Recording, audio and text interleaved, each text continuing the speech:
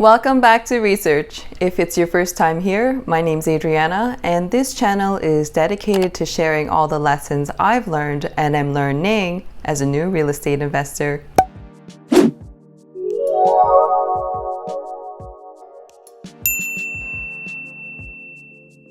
When I first started investing in pre-construction condos, I really didn't know what to expect. The actual process of buying pre-construction is a lot more fast-paced than you would expect. But there are things that you can do as the purchaser to prepare yourself. Here are some of my tips and tricks. Let's get started. In Ontario, there is a 10-day cooling off period when the contract is signed by both parties, meaning you and the developer, but the deal is not yet firm. Think of these 10 days as the refund period.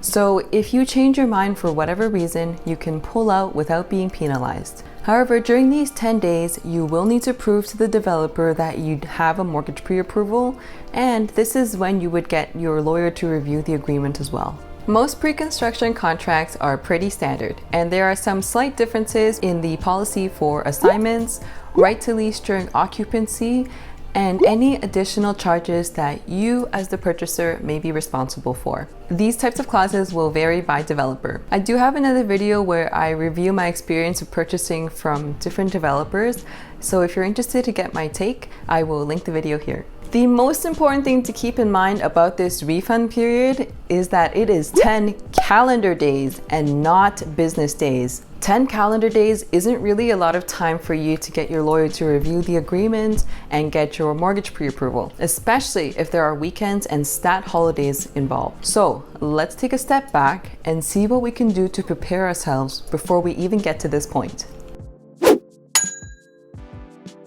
As the purchaser, you will need to provide a letter or a document from one of the big 5 banks. This will confirm your ability to get a mortgage for the remainder of the purchase price minus all your deposits that you'll make. So for example, let's say you purchased a unit for $600,000 and assume that the deposit structure is 20% in total in 5% increments. So 20% of 600,000 is 120,000, which would mean that the balance is 480,000, and this is the amount that you owe, and also the mortgage that you'll have to get. So the bank letter will support that you'll be able to get a $480,000 mortgage.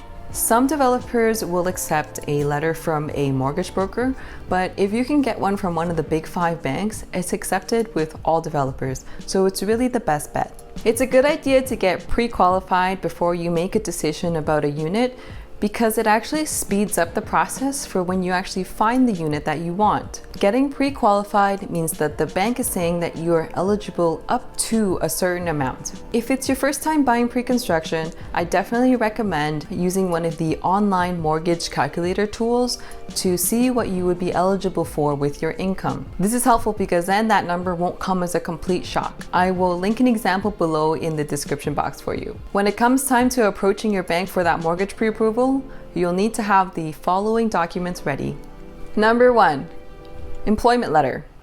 Number 2, 2 to 4 recent pay stubs.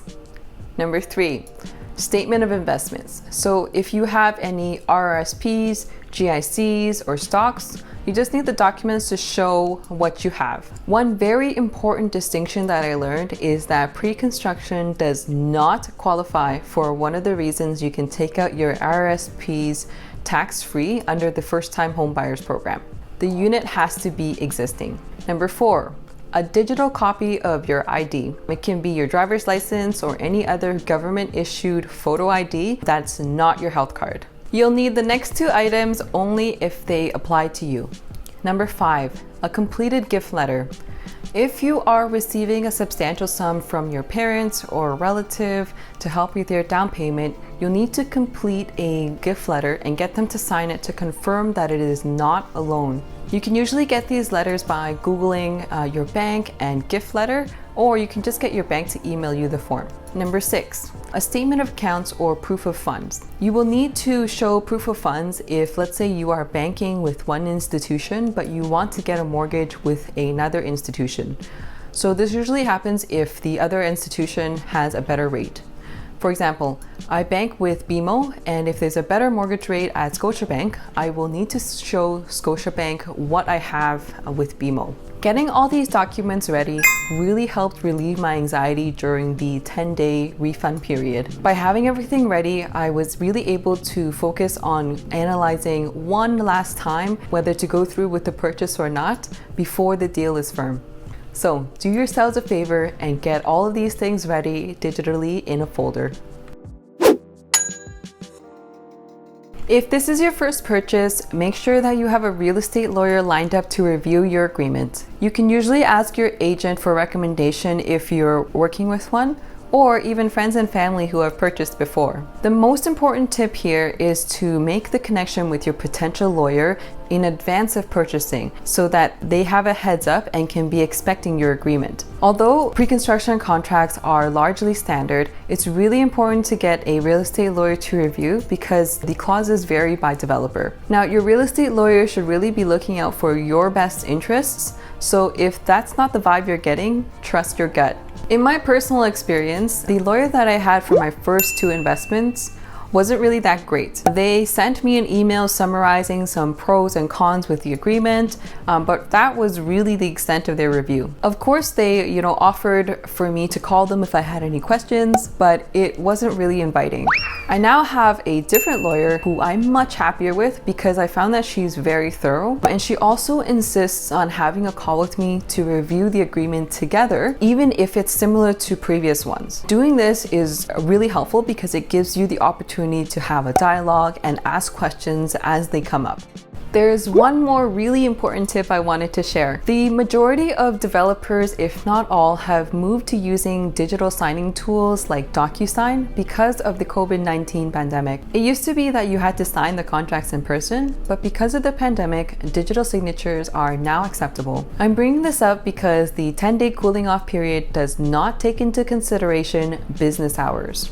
So I want you to take a look at the time of day that you're getting the agreement, because you should expect that once you sign the agreement, the developer will sign shortly after because they really would like to lock in the deal. If you receive a document at 10 a.m. and you sign it and the developer signs it and everything's wrapped up before noon on a Tuesday, the Tuesday counts as day 1. But let's say you get the agreement later and the developer also signs later, and let's say both parties have signed the agreement by 9:30 p.m. on a Tuesday, that Tuesday still counts as day 1. So I think you need to take a look at the time and make a decision for yourself. For me, if I receive anything past 12 p.m., I will delay signing until early the next morning because I want the full day to count as day 1.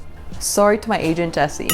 If you're in the process of purchasing a pre-construction condo or you're thinking about it, I really hope you found this video useful. I personally did none of the above for my first couple purchases, so I was a frantic mess during the 10-day refund period. And I hope that by sharing these tips with you, you don't have to be in that position. As always, thank you so much for tuning into research, and I will see you next time. Take care.